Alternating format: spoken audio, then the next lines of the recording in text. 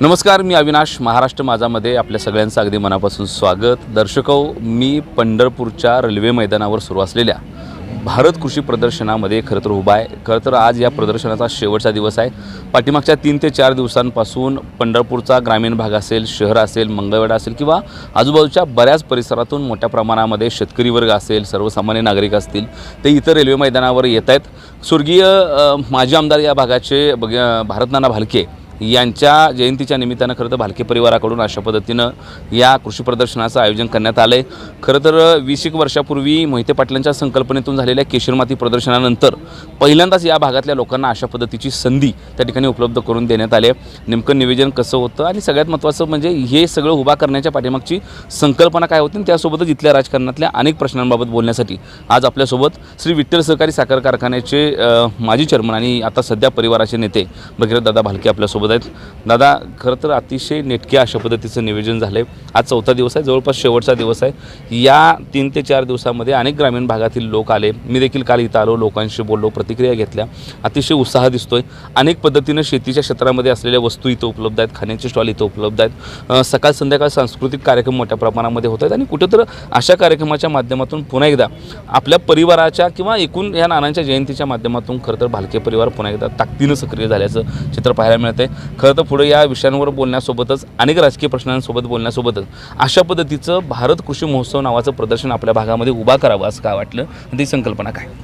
लोकनेते आदरणीय भारतनानांच्या जयंतीचं औचित्य साधत लोकनेते भारतनाना भालके फाउंडेशनच्या वतीनं त्या ठिकाणी मंगळवेढ्यात सर्वप्रथम बैलगाडा शर्यत असेल आणि 23 ते 26 या 4 दिवसामध्ये राज्यस्तरीय भारत कृषी महोत्सव, ज्यामध्ये कृषी, डेअरी, पशु, पक्षी या गोष्टींच्या प्रदर्शनाच्या माध्यमातून जो भालके कुटुंबाचा नानांच्या शेवटच्या श्वासापर्यंत आणि त्यांच्यानंतर आमच्यासारख्या अनेक कार्यकर्त्यांचा जो शेतकरी हा मूळ आमचा ढाचा आहे, साचा आहे आणि त्यांच्याशी संबंधित असणाऱ्या शेतकऱ्यांच्यासाठी, माता भगिनींच्यासाठी, तरुण सहकारी मित्रांच्यासाठी शेतीविषयक, कारण कमीत कमी क्षेत्रात कमीत कमी पाण्यात जास्तीचं उत्पादन घ्यायचं असेल किंवा आज शेतीचा पूरक असा जोडधंदा म्हणून ज्या दुग्ध व्यवसायाकडे बघितलं जातं, तो दुग्ध व्यवसाय वाढला पाहिजे, जोपासला पाहिजे यासाठी आणि विविध आपल्या भागातल्या उद्योजकांना विविध स्टॉलच्या माध्यमातून असेल,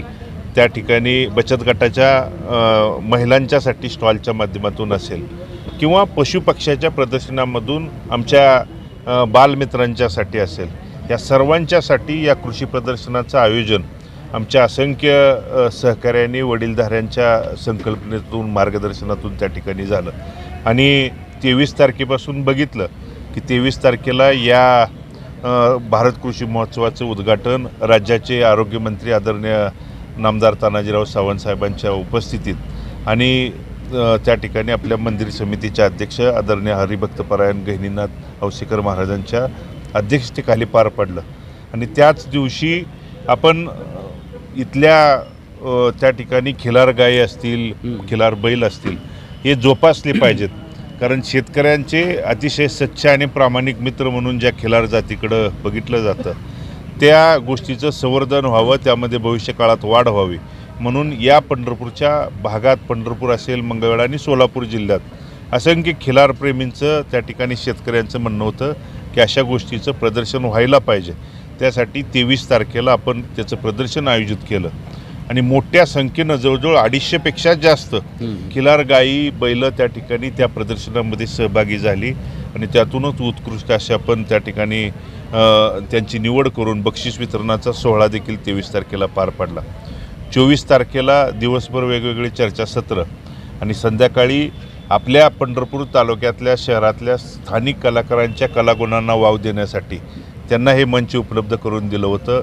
काल 25 तारखेला सकाळी 10 वाजल्यापासून 4 वाजेपर्यंत डॉग आणि कॅट शो, जे आमच्या बालमित्र असतील, श्वानप्रेमींच्यासाठी, कारण श्वान म्हणजे आपला जो घरचा अतिशय प्रामाणिक आणि पाळीव जात म्हणून ज्याच्याकडे बघितले जाते, घराच्या रखवालदारीपासून शेतात, मळ्यात, कुठेही आपण ज्याच्याकडं एक सच्चा मित्र म्हणून बघितलं जातो, त्याच्या अनेक आपल्या भारतातील किंवा जगभरातल्या अनेक त्या ठिकाणी त्याच्या जाती काल आपल्या पंढरपूरकरांना बघायला मिळाल्या आणि आमच्या बालमित्रांच्यासाठी हा त्या ठिकाणी कार्यक्रम आयोजित केला होता आणि काल संध्याकाळी भव्य आणि दिव्य असा जो खेळ पैठणीचा, कारण ज्या माता भगिनी आज शेती क्षेत्रात आमच्या पुरुषाच्या खांद्याला खांदा लावून काम करत आहेत, दुग्ध व्यवसायामध्ये त्याच तोडीचं तोड काम करत आहेत, त्यांना देखील या शेतीविषयक, या डेअरीविषयक असेल, नवीन तंत्रज्ञान असेल, त्यांच्यासाठी काय खरेदी असेल, या माध्यमातून त्यांनी देखील आवर्जून या कृषी महोत्सवास भेट द्यावी या हेतूने आपण खेळ पैठणीचा हळदी कुंकूचा त्या ठिकाणी कार्यक्रम आयोजित केला होता. आणि रात्री प्रचंड माता भगिनींचा आशीर्वाद त्या ठिकाणी आम्हाला मिळाला. आणि म्हणून काल 3 दिवसातला आणि आजचा हा 4था दिवस सुरू आहे, या 3 दिवसातलं जर बघितलं तर इथला ग्रामीण भागातला, शहरी भागातला त्या ठिकाणी आमचा शेतकरी असतील, वडीलधारी असतील, माता भगिनींचं त्या ठिकाणी उपस्थिती, त्यांच्या उपस्थितीतून नक्कीच आम्हाला एक पाठिंबा, आशीर्वादरूपी सहकार्य, प्रेम पाठिंबा त्या ठिकाणी मिळतो आहे. आणि त्यांच्या मनातला आनंद किंवा त्यांनी प्रत्यक्ष बोलवून दाखवलं की आजपर्यंत या भागात शेतीविषयक असेल, डेअरीविषयक त्या ठिकाणी कोणतीही गोष्टी त्या दरम्यान घडत नव्हत्या. आत्ताच थोड्या वेळापूर्वी दुग्ध व्यवसायाने पशुधन वाचलं पाहिजे यासाठी आदरणीय अरविंद पाटलांचं थोड्या वेळापूर्वी त्यांची चर्चासत्र झालं, ज्यामध्ये अनेक तरुणांच्यासाठी भविष्यातली दिशा म्हणून ज्या दुग्ध व्यवसायाकडे बघितलं पाहिजे यासाठी मार्गदर्शन झालं.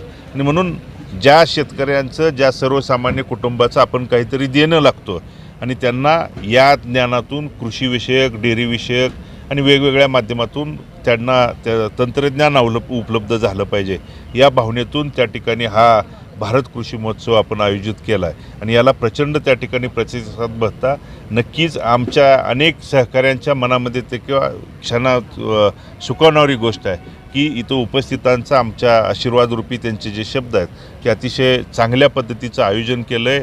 हा आशीर्वादरूपी त्यांचा पाठिंबा त्यांच्या उपस्थितीतून दिसून आला.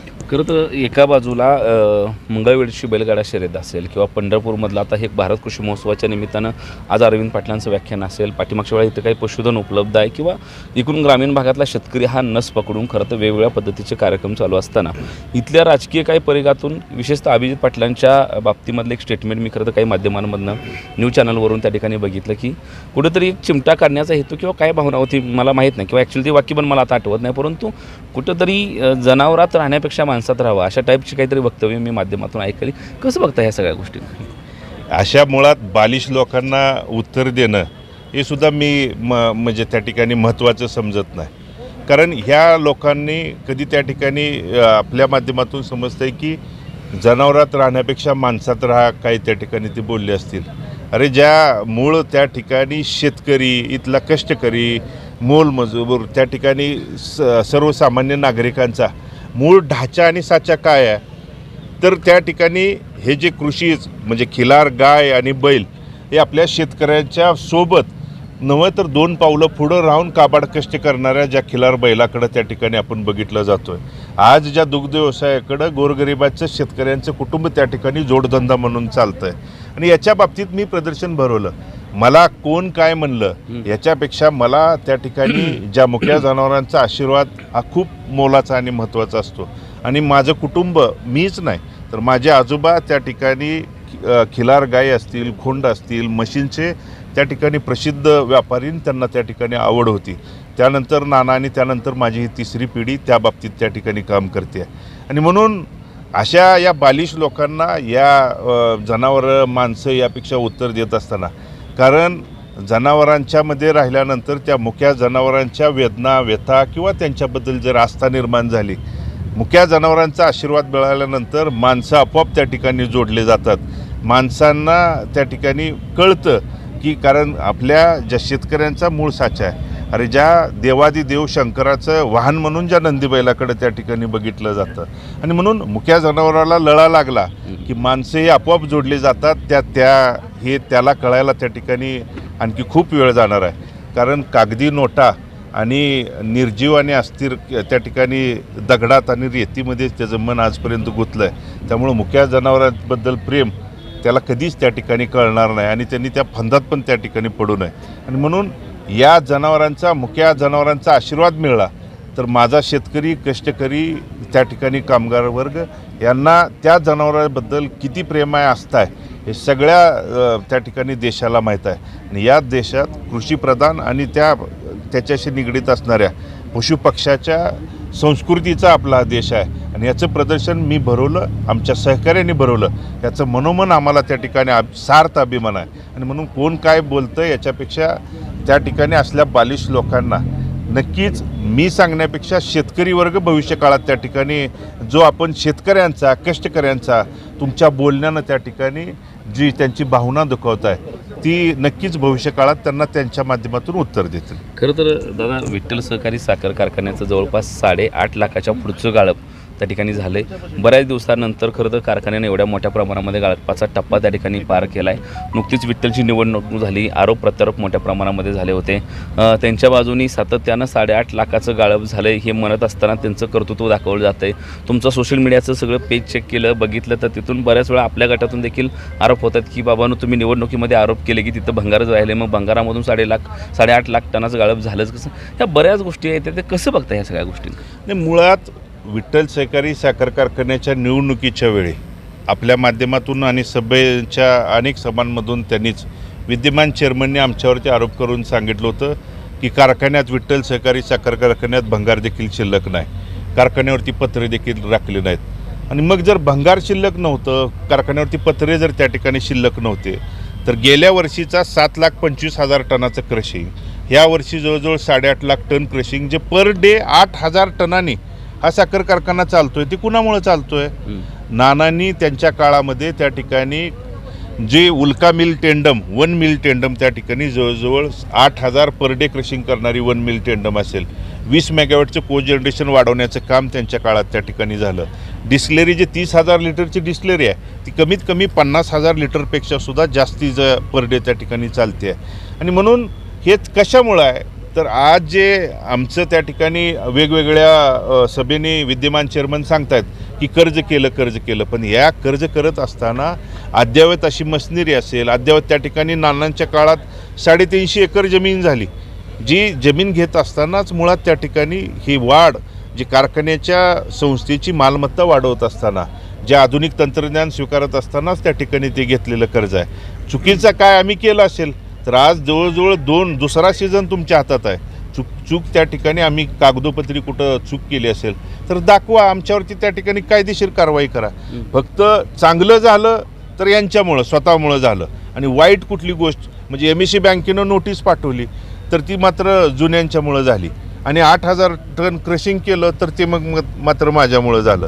ही कुठं तर त्या ठिकाणी वेगळी भूमिका मांडून सभासद मात्र सुज्ञ आहे. मी यापूर्वी देखील सांगितलं, कारण आज साखर कारखान्याच्या विद्यमान चेअरमनची MEC बँकेच्या अधिकाऱ्यांची संगनमत करून तो चाललेला डाव आहे. कारण भगीरथ भालके चेअरमन असताना एक क्विंटलची बॅग विकताना 800 रुपये टॅगिंग MEC बँक त्या ठिकाणी घेत होती आणि आता त्या ठिकाणी 7.25 लाख टन म्हणजे मी जर 3 लाख क्रशिंग माझ्या काळात झालं होतं 3,05,000, त्याचं जवळजवळ 8-24 कोटी रुपये साखरेपोटी भरून घेतलं. 7 कोटी रुपये को जनरेशनच्या मिळालेल्या बिलातून म्हणजे साधारणतः 31 कोटी रुपये माझ्या काळात मी MEC बँकेला भरलेले आहेत. मग तुम्ही तुमच्या 7,25,000 टन क्रशिंग झालं, जवळजवळ 17 कोटीचं को जनरेशनमधून मिळालेलं उत्पन्न हे MEC बँक ह्यांना संगनमतानं परत त्या ठिकाणी वापरायला देते.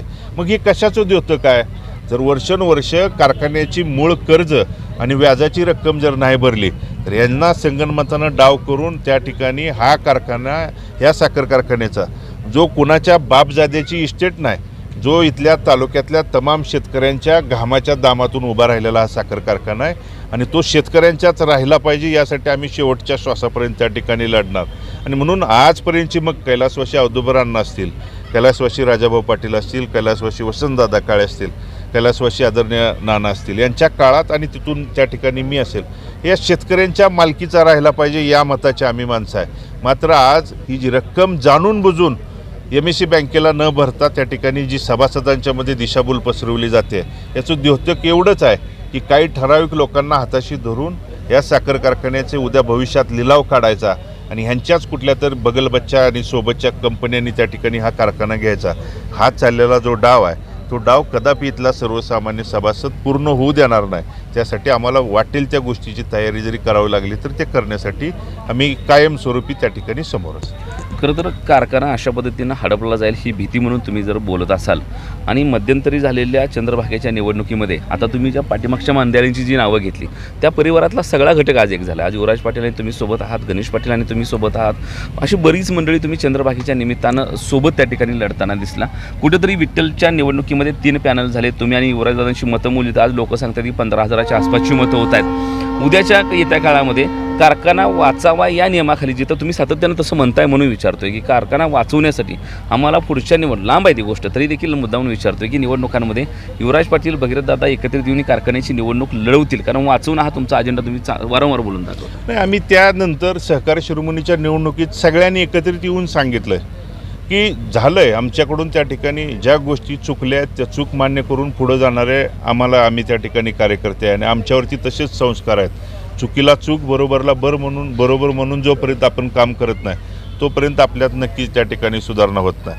आणि सहकार शिरोमणीच्या निवडणुकीच्याच वेळी सगळ्यांनी सांगितलं की हो झाली आमची चूक, मतांतर असतील त्या ठिकाणी काय आमच्या गोष्टीत एकमेकांच्या विचारात बदल झाला असेल, परंतु दोन्ही पॅनलचं मतदान बघितलं तर 14,500च्या दरम्यान हे आशीर्वादरूपी मतदान आहे. आणि नक्की भविष्यकाळात संस्थाकारांनी युवराजदादा पण त्याच मताचे आहेत, गणेशदादा असतील, चेअरमन कल्याणराव काळेसाहेब असतील, ही संस्था शेतकऱ्याच्या मालकीची आहे आणि शेतकऱ्याच्या मालकीचीच राहण्यासाठी ज्या ठिकाणी लढा उभा करावा लागला तर आम्ही एकत्रितपणे भविष्यकाळात देखील लढण्यास त्या ठिकाणी तयार आहे. खरं तर विधानसभाच्या निवडणुका जवळ आल्या, त्यामध्ये लोकसभा असली तर त्या लोकसभेच्या पोटात देखील विधानसभेची बांधणी होणार आहे, प्रचार होणार आहे, निवेदन होणार आहे, गट ठरणार आहेत. आणि हे सगळं होत असताना आज जर पक्षीय स्वरूपामध्ये बघितलं, हे गोष्ट खरी आहे की सातत्यानं भालके परिवार, जनता हा माझे पक्ष म्हणून निवडणुका वेगवेगळ्या बाजूने लढत आला असला तरी उद्या ह्या पक्षीय जर समीकरणामध्ये बघितलं तर भगीरथदादा आज BRSमध्ये आहेत, उद्या BRSमध्ये असतील का ते अजित पवार गटाचा विचार करतील, कारण तशी चर्चा आहे. मी सध्या BRS पक्षाचा काम करणारा कार्यकर्ता आहे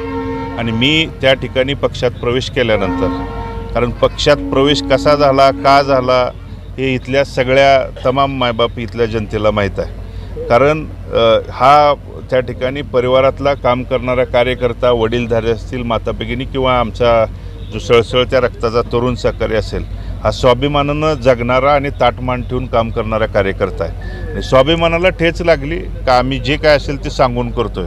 झाकरीत करायची त्या ठिकाणी कोणतीच आम्हाला ना आजपर्यंत सवय आहे ना ती भविष्यात त्या ठिकाणी असणार आहे. आणि म्हणून मी BRS पक्षाचा त्या ठिकाणी काम करतोय. BRS पक्षात मी प्रवेश केल्यानंतर पक्षप्रमुख आणि त्या ठिकाणी त्यांच्या राज्यात त्यांना निवडणुकीला पराभवाला सामोरं जावं लागलं आणि त्यानंतर इथल्या महाराष्ट्राच्या निवडणुकीच्या बाबतीत BRS पक्ष आणि पक्षप्रमुखांच्याकडून भविष्यकाळात लोकसभा, विधानसभेच्या बाबतीत जी काही त्या ठिकाणी चर्चा झाल्यानंतर भविष्यकाळात कोणत्या पद्धतीचं महाराष्ट्राच्या बद्दलची त्यांची व्यूहरचना आहे हे सगळं क्लिअर झाल्यानंतर नक्की पुढच्या काळात कारण मी त्यांना पक्षप्रवेश करत असतानाच सांगितलं की मी उद्याची 2024ची निवडणूक हे आर पार म्हणूनच त्या ठिकाणी लढवणार आहे. कारण इथल्या त्या ठिकाणी लोकप्रतिनिधीचा ही लढवत असताना मी फक्त आमदार व्हावं या हेतूने नाही तर सर्वसामान्य शेतकऱ्यांच्यासाठी मग नानांनी जे आम्हाला त्या ठिकाणी दिलेली कामाची पद्धत असेल किंवा त्यांची जी अधुरी राहिलेली स्वप्नपूर्तीची कामं असतील, मग मंगळवेढ्यातल्या सगळ्यात महत्त्वाचा पिण्याच्या पाण्याचा माता भगिनीच्या डोक्यावरचा हंडा त्यांनी उतरवला, पण शेतीच्या पाण्याला त्यांनी सांगितलं होतं की आपण भले दुष्काळात जन्मलो असलो तर दुष्काळात त्या ठिकाणी मरायचं नाही. आणि ते अंतिम टप्प्यात आज काम आलं आहे, परंतु लोकप्रतिनिधीच्या सध्याच्या विद्यमान लोकप्रतिनिधींनी त्या बाबतीत किती पाठपुरावा केला हा संशोधनाचा भाग आहे. फक्त विधानसभेमध्ये अधिवेशनामध्ये एका सन्माननीय मंत्री महोदयाने उत्तर दिल्यानंतर तेवढ्यावरती जर तुम्ही मिरवणुका, हार तुरेत आणि फुलं उधळण्याचं काम करून तिथल्या सर्वसामान्य शेतकऱ्यांच्या ज्या अनेक वर्षाची जी इच्छा आहे किंवा ज्या अनेक वर्षाचे जे स्वप्न आहे त्या स्वप्नावरती तुम्ही अशा पद्धतीची चेष्टा करत असाल तर नक्कीच इथून पुढच्या काळात शेतकरी शून्य आहे. आणि म्हणून तिथला प्रश्न असेल, MIDCचा प्रश्न आपण बघितला, MIDCचे अधिकारी आले तर त्या ठिकाणी अनेकांनी जसोजणी MIDCच उभा राहिली, अशा पद्धतीचं चित्र लोकप्रतिनिधीच्या बगलबच्च्यांनी त्या ठिकाणी इथं करण्याचं काम केलं. आज पंढरपूर शहरातला कॅरिडॉरसारखा महत्त्वाचा प्रश्न आहे. लोकप्रतिनिधी कशासाठी असतो, आमदार कशासाठी असतो? सर्वसामान्याला ज्यावेळी जिथं अडचण येईल कॅरिडॉर, कारण काय आहे कॅरिडॉर? आमच्या पंढरपूरकरांना, शहरातल्या नागरिकांना विकास हवा आहे, त्या ठिकाणी नवीन घेण्याची आमची इच्छा आहे, परंतु काय घरं, दुकानं, कुटुंब त्या ठिकाणी उद्ध्वस्त करून जर तुम्ही विकास करणार असेल तर तो विकास कदापि आम्हाला मान्य नाही. 1985ला झालेला मास्टर प्लॅन आज 39 वर्षानंतर देखील तिथल्या अनेक लोकांना त्यांचं व्यवस्थित पुनर्वसन झालं नसेल तर परत तुम्ही लोकांची घरं आणि दुकानं उद्ध्वस्त करून कोणता त्या ठिकाणी विकास साधणार आहे. आणि म्हणून सर्वसामान्य नागरिकांचा, शेतकऱ्यांचा, कष्टकऱ्यांचा, लोकांचा, शेतकऱ्यांचा लोकप्रतिनिधी आमदार हा कवचकुंडल असतो. ज्यावेळी त्यांना कुठल्या अडचण येते, ठेच येते. आज आपल्या 22 गावातल्या त्या मतदारसंघातली काय परिस्थिती आहे? उजनीच्या पाण्याचं असेल, भाटघरच्या पाण्याच्या बाबतीत ज्यावेळी जानेवारीमध्ये त्या ठिकाणी शेतकऱ्याला पाण्याची गरज नव्हती. गरज कधी आहे? आज फेब्रुवारी संपतोय, मार्चमध्ये उद्या त्या ठिकाणी गरज आहे. मात्र गरज नसताना पाणी सोडलं गेलं आणि त्या ठिकाणी आज पिण्याच्या पाण्याची सुद्धा अडचण आहे. पंढरपूर शहरात 1 दिवसाआड पाणी पुरवठा फेब्रुवारीच्या सुरुवातीपासून झाला आहे. आज आम्हाला मार्च, एप्रिल, मे आणि पाऊस पडला किंवा नाही पडला तर जून देखील त्या 1 दिवसाच्या पाण्यावरती भविष्यकाळात कशा पद्धतीनं पार पडणार आहे हे नियोजन यासाठी आणि सर्वसामान्य लोकांच्यासाठी त्या ठिकाणी व्हायचं आहे. यासाठी सर्वसामान्यांना त्या ठिकाणी आशीर्वादरूपी मी सहकार्य, प्रेम, पाठिंबा मागतोय. ते नक्कीच, कारण या भालके कुटुंबाचं, आदरणीय नानांचं त्यांच्या सामाजिक राजकीय जीवनामध्ये काम करत असताना जनता हाच माझा पक्ष म्हणून त्यांनी त्यांच्या शेवटच्या श्वासापर्यंत काम केलं. आणि इथून पुढच्या काळात देखील आमच्यासारख्या असंख्य त्यांच्या रक्ताच्या, विचाराच्या वारसदारांचं हेच त्या ठिकाणी आमचं म्हणणं आहे की नाना आणि जनता हे समीकरण होतं. हे दोनच समीकरणं घेऊन आमच्या ह्या ठिकाणी हा पक्ष आहे. आणि ह्या पक्षाच्या माध्यमातून भविष्यकाळात येणारी निवडणूक हे आर या पार म्हणून त्या ठिकाणी निवडणूक लढवणार आहे. आणि राहिला प्रश्न कोणत्या पक्षाचा, कुठल्या भविष्यकाळातला, तर महाराष्ट्राची लोकसभेचं त्या ठिकाणी इलेक्शन झाल्यानंतर या राज्यात देखील अनेक घडामोडी, अनेक वेगवेगळे प्रकार आपल्याला बघायला मिळणार आहेत. त्यामुळं त्या बाबतीत आताच मी बोलणं त्या ठिकाणी उचित नाही. भविष्यकाळात ज्या पद्धतीनं, कारण कोणताही निर्णय घ्यायला एकटा भगीरथ भालके त्या ठिकाणी प्रमुख किंवा मालक नाही. इथले सर्वसामान्य वडीलधारी, प्रमुख काम करणारे पदाधिकारी आणि असंख्य त्या ठिकाणी या 102 आणि 2 शहरी त्या ठिकाणी भागाचा हा मतदारसंघ आहे. या मतदारसंघातल्या प्रमुखाशी चर्चा करूनच जो काय त्या ठिकाणी पुढील भविष्यकाळातला विचार करायचा निर्णय असेल तो घेतला जाईल. मात्र जनता आणि त्या ठिकाणी नाना हे जे समीकरण आहे, याच समीकरणावरती पुढची विधानसभा आर्यापार म्हणून त्या ठिकाणी मी सामोरं जाणार आहे. खरं तर मतदारसंघामध्ये प्रमुख सध्या 4 राजकीय गट आहेत दादा. एका बाजूला तुम्ही आहात, परिचारक आहेत, अभिजित पाटील आहेत, अवताडे आहेत. खरं तर आमदारकीच्या निवडणुकीच्या संदर्भातल्या चर्चा सुरू झाल्या की या आमदारकीच्या निवडणुकीमध्ये सातत्यानं कुणी कुणाला पाठिंबा द्यायचे अशा अंगानं बऱ्याच चर्चा होतात. काल देखील मी रिपोर्ट मारला त्यावेळेला देखील अनेक गोष्टी या संदर्भामध्ये लोक आपल्या प्रदर्शनामध्ये उभा राहून देखील त्या ठिकाणी बोलले. मध्यंतरीच्या काही काळामध्ये तुमच्या पोटनिवडणुकीमध्ये जरी अवताडेंना परिचारकांनी पाठिंबा दिला असला तरी नंतर बरंच त्या ठिकाणी विचार झाला, विषय झाला. तुम्ही देखील अनेक माध्यमांना त्या संदर्भातल्या प्रतिक्रिया दिल्या. कुठेतरी परिचारक भालकेंना पाठिंबा देऊन चूक दुरुस्त करतील का अशा अंगाने देखील चर्चा त्या ठिकाणी झाल्या. तुमच्यातून अभिजित पाटलांमध्ये सुद्धा एकी होईल का असं काही लोकांचं म्हणणं आहे. व्हावंही असं काही जर म्हणतात, एकानं माड्यातून उभा राहावं, एकानं पंढरपुरातून विठ्ठल परिवाराचे 2 आमदार, अशा असंख्य शक्यता, असंख्य गोष्टी त्या ठिकाणी सातत्यानं बोलल्या जात आहेत. उद्याची निवडणूक लढवत असताना त्या संदर्भातल्या आज तयाऱ्या करत असताना या शक्यतांबाबत कधी भगीरथ भालकेंच्या मनामध्ये काय असतंय का? नाही, मुळात राजकारणात कधी काय होईल आणि कोणत्या त्या ठिकाणी गोष्टी, घडामोडी घडतील या बाबतीत तुम्हाला देखील त्याची कल्पना आहे. मुळात मी जन्मत लोकांचा कौल घेऊन काम करणारा कार्यकर्ता आहे आणि तशी आजपर्यंत आम्हाला नानांनी दिलेली शिकवण आहे. कोणताही निर्णय घ्यायचा असेल तर एकटा कधीच त्या ठिकाणी नाही, तर सर्वसामान्यांना विचारूनच घेतला पाहिजे. आता जो तुम्ही मगाशी बोलताना सांगितलं की कुणी कुठून लढावं, कुणी कशा पद्धतीनं लढावं, हे सर्वसामान्य लोक सांगतात. परंतु ते ऐकणाऱ्याला देखील कळलं पाहिजे. आणि म्हणून जोपर्यंत कळत नाही, कारण लोक सांगणार आहेत, लोक त्या ठिकाणी काम करणार आहेत, कार्यकर्ते, प्रमुख पदाधिकारी, वडीलधारी काम करणार आहेत. मात्र कुणी कितपत आणि केवढं ऐकायचं हे प्रत्येकाने आहे. आज जर लोक सांगत असतील ह्यांनी इथून लढावं, त्यांनी तिकडून लढावं, तर त्या ऐकणाऱ्यांनी सुद्धा कितपत घेता येईल ते बघण्याची आज भविष्यकाळातली गरज आहे. आणि राहिला कोण कुणाला मदत करेल, काय करेल, मदत करून आज सगळ्यांनी त्या ठिकाणी बघितलं आहे. 6 महिन्याच्या आत पश्चातापाची भावना त्या ठिकाणी झाली. विधानसभेच्या पोटनिवडणुकीत उमेदवार या नात्यानं झालेल्या चुका मी सुधारण्याचं काम केलं आहे. कारण तिथल्या काही चुका झाल्या असतील, वडीलधाऱ्यांना त्या ठिकाणी मला भेटता आलं नसेल किंवा काय आमच्या काम करण्याच्या पद्धतीत चुका झाल्या असतील तर दुरुस्त करणे आणि चुका सुधारून मान्य करून पुढं जाणे या विचाराचा मी कार्यकर्ता आहे. ती मी चूक दुरुस्त करून उद्याच्या विधानसभेला जातो आहे. त्याच पद्धतीनं पोटनिवडणुकीत काही लोकांनी त्या ठिकाणी प्रमुख नेते मंडळींनी मदत केली आणि 6 महिन्यात त्यांना पश्चातापाची चुकीची जर भावना त्यांच्या मनात निर्माण झाली असेल तर भविष्यकाळात ती देखील त्यांच्या पश्चातापाची चुकीची भावना दुरुस्त करतील. इथं सर्वसामान्याला ही आशा आहे.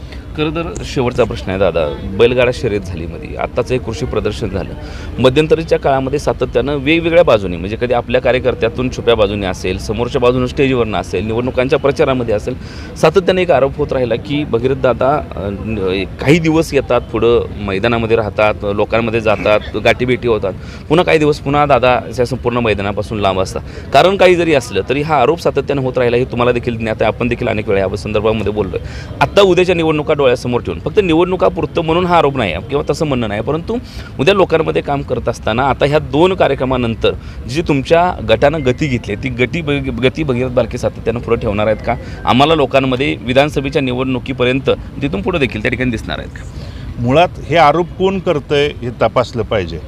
हे आरोप ज्यांना त्या ठिकाणी पुढं कायमस्वरूपी एखाद्या गोष्टीच्याबद्दल अपशब्दच वापरायचे आहेत किंवा एखाद्या गोष्टींच्याबद्दल त्या ठिकाणी अफवाच पसरवायच्या, तेच लोक त्या ठिकाणी करत आहेत. मी विठ्ठल सहकारी साखर कारखान्याचा चेअरमन असताना या संस्थेला मदत व्हावी म्हणून मी त्या ठिकाणी पुण्या मुंबईत फिरत असताना 2-3 महिन्याचा जनसंपर्क तुटला होता. मात्र तो मी आजही कबूल करतो आहे आणि मी ऑन माईक सभेच्या माध्यमातून देखील त्या झालेल्या चुकीच्याबद्दल माझ्या वडीलधाऱ्यांची मी माफी मागितली आहे. आणि माफी मागणं हे माझ्या दृष्टीनं, कारण आम्हाला तशी त्या ठिकाणी संस्कार आणि शिकवण आहे आणि म्हणून तिथून पुढं सर्वसामान्यांच्या सुखदुःखात, लग्नकार्यात, सगळ्या गोष्टीत त्या ठिकाणी सहभागी मी, माझं कुटुंब, माझी त्या ठिकाणी अर्धांगिनी म्हणून प्रणिता असेल, माझे वडील बंधू म्हणून त्या ठिकाणी व्यंकटराव अण्णा असतील किंवा कुटुंबातले सगळे सहकारी, जिथं जिथं पोचता येईल, ज्यांनी त्या ठिकाणी आम्हाला कोणत्याही गोष्टीचं आमंत्रण निमंत्रण दिल्यानंतर त्यांच्या घरापर्यंत बांधापर्यंत जाण्याची भूमिका जे आम्ही त्या ठिकाणी पार पडतो आहे. त्यामुळं कोण काय आरोप करतं आहे याच्या पलीकडं जाऊन जर आज या प्रदर्शनाच्या माध्यमातून मी काहीतरी त्या ठिकाणी आमचे प्रमुख वडीलधारी करत आहेत, कोणासाठी करतो आहे? आज त्या ठिकाणी मुक्या जनावरांचा आशीर्वाद, खिलार गाई, बैल संगोपन यामधून देखील विरोधकांना जर चुकीचं वाटत असेल, ती जनावरं बघून म्हणत असतील, पण मुक्या प्राण्यांचा त्या ठिकाणी आशीर्वाद पण तितक्याच महत्त्वाचा आहे. आणि मुक्या जनावरांना आणि शेतकऱ्यांना त्या ठिकाणी तुम्ही खिल्ली उडवल्यानंतर त्यांचा तळतळाटसुद्धा खूप त्या ठिकाणी वेगळ्या पद्धतीनं लागतो, हे कदाचित त्यांना त्या ठिकाणी माहीत नाही. आणि म्हणून कोण काय म्हणतं याच्यापेक्षा आमच्या त्या ठिकाणी नानांच्या विचारानं बांधलेला कार्यकर्ता, अनेक चढ उतार झाले, अनेक त्या ठिकाणी निवडणुकीच्यामध्ये अनेक घडामोडी घडल्या, परंतु विचारावरती, त्या ऋणानुबंधनावरती, जिव्हाळ्यावरती जोडलेला माणूस आमच्यापासून कधीच त्या ठिकाणी बाजूला गेलेला नाही. उलट आणखी घट्ट त्या ठिकाणी, कारण साखर कारखान्याच्या निवडणुकीतल्या अपयशानंतर भले कर्मचाऱ्यांचं त्या ठिकाणी सहकार्याची भूमिका असेल किंवा कर्मचाऱ्यांचं काम करण्याचं जाळं जरी त्या ठिकाणी बाजूला गेलं असेल, तरी इथला कार्यकर्ता, इथला तरुण सहकारी तेवढ्या ताकदीनं नव्हे तर त्याच्यापेक्षा अधिक जोमानं, कारण त्यालाही माहीत आहे की आपण गेल्या वेळेपर्यंत जसं काम करतो तो याच्यापेक्षा दुपटीनं आपल्याला काम करावं लागणार आहे. कारण कर्मचाऱ्यांची जी साथ या त्या ठिकाणी वेगवेगळ्या माध्यमातून असायची ती आपल्यासोबत नाही, आणि म्हणून त्यामध्ये दिवसेंदिवस वाढ करण्याची भूमिका आमची त्या ठिकाणी सुरू आहे. आणि ते आमचं काम कोण काय म्हणतं याच्याकडं आम्ही नेहमी त्या ठिकाणी दुर्लक्ष केलं. मी वाघाचा बछडा आहे, मी गुहेतच त्या ठिकाणी राहणार, पण मला तुमची बिळं त्या ठिकाणी हुडकायला लावू नका, हे आशयाचं मी आपल्या माध्यमातून देखील त्यांना त्या ठिकाणी आवाहन करतो. आणि त्याबाबत कुठल्या नेता काय म्हणतो याच्यापेक्षा सर्वसामान्य नागरिकांना माहीत आहे कोण सुखदुःखात, कोण अडीअडचणीत त्या ठिकाणी सहभाग आहे, आणि म्हणून तोच त्या ठिकाणी प्रमुख मानून मी भविष्यकाळात काम करणार. अगदी. आणि खरं तर अशा पद्धतीच्या या संपूर्ण प्रदर्शनाच्या माध्यमातून खरं तर दादा मोठ्या प्रमाणामध्ये मी देखील 2 दिवस येत आहे, ग्रामीण भागामधला अनेक शेतकरी येतो आहे, अनेक परिसरातील शेतकरी माता भगिनी आमच्या येत आहेत प्रदर्शनामध्ये, त्या ठिकाणी सहभागी होतात. खरं तर शेतकऱ्याच्या शेवटच्या त्या ठिकाणी त्याचं पशुधन असेल, त्याला लागणारे बाकी सगळ्या गोष्टी असेल, हे अशा भागामध्ये उपलब्ध असणं. कारण स्टॉलमध्ये जर आज बघितलं तर धुळे असेल, लातूर असेल, नंदुरबार असेल, अशा बऱ्याच लांबच्या भागातून स्टॉल इथं एका ठिकाणी उपलब्ध झालेत. आणि या सगळ्या गोष्टी बघायच्या म्हणलं तर शेतकरी एवढ्या लांब त्याच्या व्यस्ततेतून त्या ठिकाणी जाऊ शकत नाही. आणि त्या सगळ्या गोष्टी शेतकऱ्याला एका छताखाली खरं तर भारत कृषी महोत्सवाच्या निमित्तानं त्या ठिकाणी इथं उभा राहिलेत. काल देखील बोलताना तुम्ही म्हणाला की हे पहिलं वर्ष होतं, भीती होती, हे कसं उभा राहणार, हे कार्यकर्त्याला देखील शंका होती. परंतु पुढच्या वर्षी याचं नियोजन आणि अजून नेट्यानं त्या ठिकाणी आपल्या नानांच्या जयंतीच्या निमित्तानं होईल, हा देखील शब्द खरं तर काल तुम्ही माझ्याशी बोलताना त्या ठिकाणी दिला होता. आणि हे अशा पद्धतीच्या कार्यक्रमाच्या माध्यमातून खऱ्या अर्थानं जर शेतकऱ्याला काय मिळत असेल तर या कार्यक्रमाला खरं तर माध्यम म्हणून देखील आमच्या खूप साऱ्या शुभेच्छा आहेत. कारण जबाबदारी राज्यकर्ते नेते म्हणून तुमची देखील आहे, जबाबदारी माध्यम म्हणून आमची देखील आहे की तळागाळातल्या सर्वसामान्य माणसापर्यंत गोष्टी पोचल्या पाहिजे, त्याला त्या मिळाल्या पाहिजेत आणि त्यातून त्याची उन्नती झाली पाहिजे, तो समृद्ध होत गेला पाहिजे. आणि त्यासाठी उभा केलेला हा संपूर्ण जो काय तुम्ही अट्टास होता 4 दिवसाचा, तो जवळपास यशस्वी झाल्याचं चित्र आज तरी त्या ठिकाणी तुर्तास पाहायला मिळते. तुम्ही आमच्याशी वेळ दिला, बोलला, त्याबद्दल मनापासून आभार व्यक्त करतो. आणि थांबूया. कॅमेरामन संकेतचं मी अविनाश, महाराष्ट्र माझा, पंढरपूर.